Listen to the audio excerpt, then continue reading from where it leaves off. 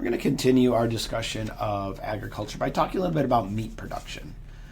And so in this topic, we'll sort of refer to, the production of beef or maybe milk from cows, chicken or eggs. We could talk about pork. We could also talk about farm-raised fish in this, or aquaculture would be sort of included under this topic. And so if you imagine where the cow that provided the meat that you might eat for dinner, where it came from, how it was raised, you might be thinking about something like this. And if you are, that would be an example of free-range grazing, okay, where cattle are allowed into pastures regularly, where they graze on the grass and are allowed to sort of roam around freely. And this is an example of one type of meat production. And we'll talk about, whether this is very common in a few minutes. But oftentimes, if you're imagining, free-range grazing, getting meat from small local farms, these oftentimes might be animals that are raised without the use of antibiotics or hormones. They might be grazing on pastures where there's no synthetic fertilizers or pesticides using, or maybe it's using organic matter. Cows add to organic fertilizer as they roam around. Their waste products ends up fertilizing the ground. Their hooves, as they move through and graze, also turn over the soil, regenerate grasses. Cows are selectively bred from grazing animals that evolved on grassland diets. And so this is the closest to what the traditional lifestyle of the cow's ancestors would be: grazing on grasses, roaming around in open spaces, contributing to the ecosystem, and consuming the grasses. That's what grazing animals are. So meat production in this manner requires a lot of land, obviously. And so these cows eat a large amount of grass. If they're confined to a small space, they might overgraze it. And so it requires large amounts of land, requires a large amount of labor as well. You could think about the same concept when we're talking about raising pigs for pork. They can be kept in areas where they're allowed to range around and eat various things from the pasture, from the grass, etc. Or they might be fed, obviously, a diet of various things. Pigs are generally omnivores. Or we could see these free-range chickens roaming around, picking insects out of the ground, coming back to roost in a nest, laying eggs there that can be collected, or the chickens can be harvested for meat as well. So that's one model of raising animals for food. This sort of general idea is it's free-range grazing. And you can buy meat from these sorts of operations. If you go to a local farmer's market, there likely is somebody selling meat and eggs and chicken that has been raised in this sort of manner. Okay. But if you're going to the grocery store and getting a package of meat off the shelf, it's likely that it was not. It's almost guaranteed it was not raised in the same manner. And so we'll talk about how it is actually raised in a minute. But food production dominates, to a large degree, humans' use of land area. So in the entire surface of the earth, about 30% or so is land. The rest is ocean. Of that, there's, about 70% of that is habitable. And then about half of that is used for agriculture. Half of the habitable land on Earth is used for agriculture. And the majority of that, 3/4 or so, is in meat and dairy production. And so the production of meat and animal products is an important user of land mass on the Earth. And the impacts of agriculture can be significant. And we'll talk about how the majority of industrialized farming is done here. The vast majority of meat that's produced and consumed in the United States and around the world is produced in a different method. So these pictures represent what's called a CAFO, a concentrated animal feeding operation. sometimes they're just called feedlots.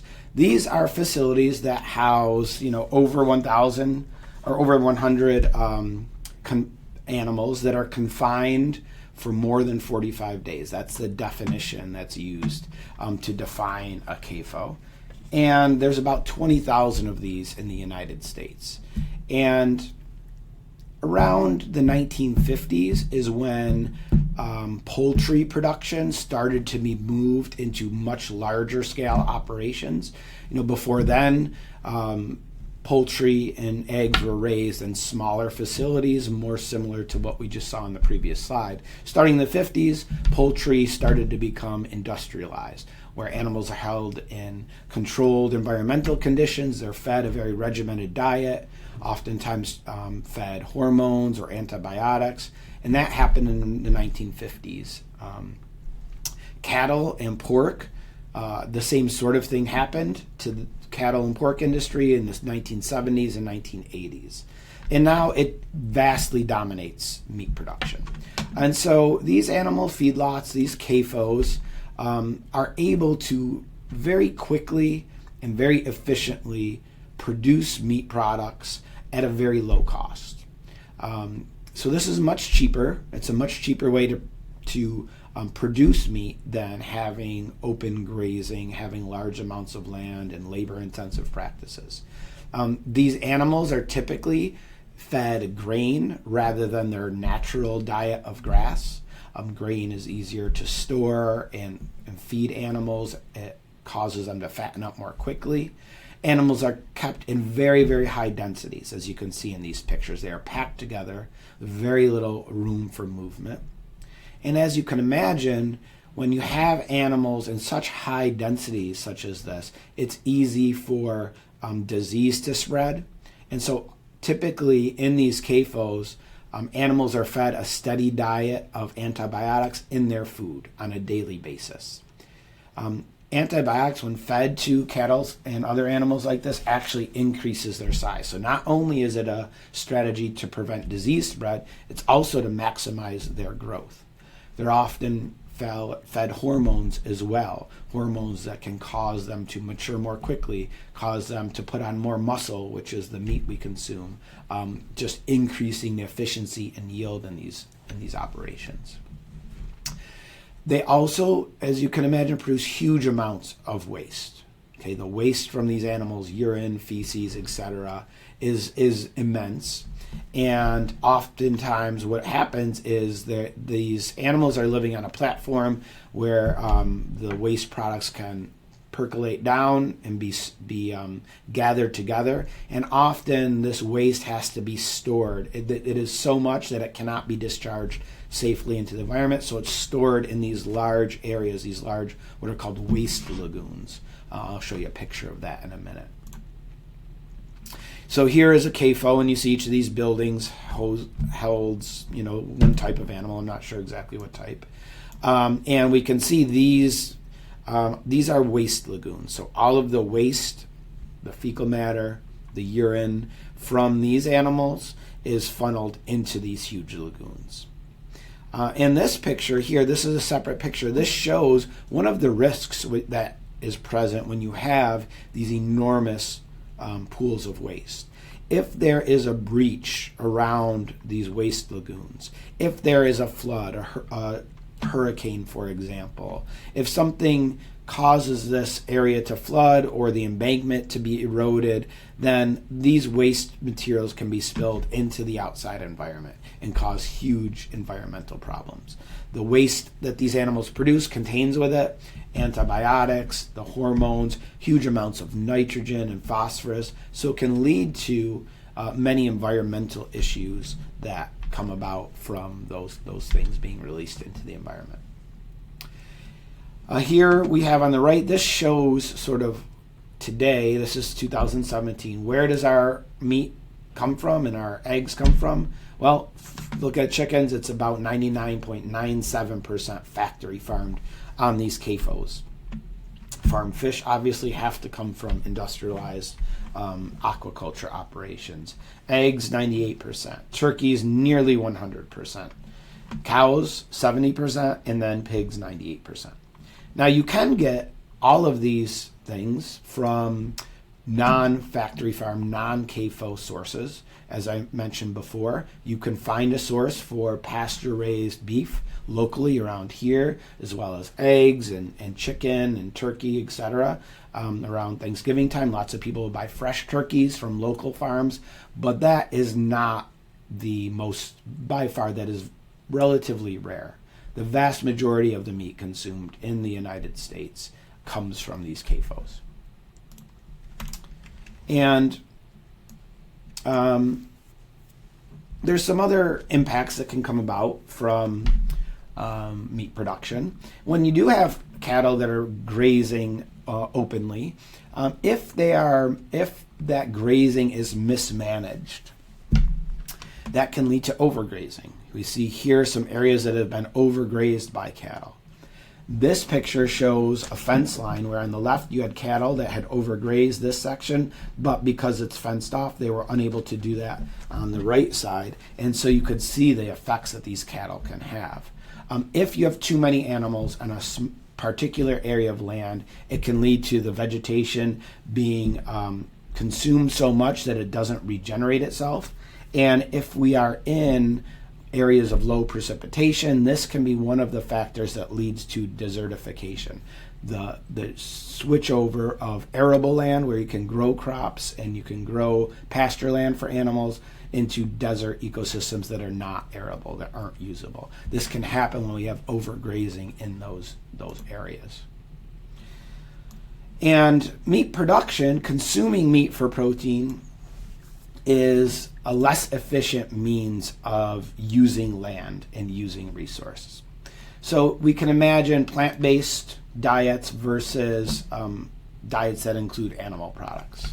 And this graph on the right shows a little bit of that. And so this shows the contribution to carbon dioxide emissions by different diet types. And so here you can see on the left a person that eats a lot of meat, okay, a meat lover they're calling it in this example, has a carbon footprint based on their food of 3.3. An average person about 2.5. Some people don't eat beef as a way of reducing their environmental impacts. That can be significant. We can see the drop off if somebody just gives up beef.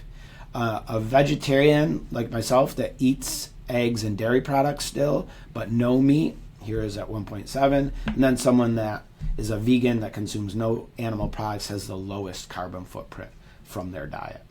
And so the foods that we eat have a significant impact on how we impact climate change and other portions of the environment. It takes about 20 times more land to produce 100 calories from meat than if you'd use that land to grow plants for consumption. So that puts into context sort of the environmental impacts of an animal-based diet versus a plant-based diet.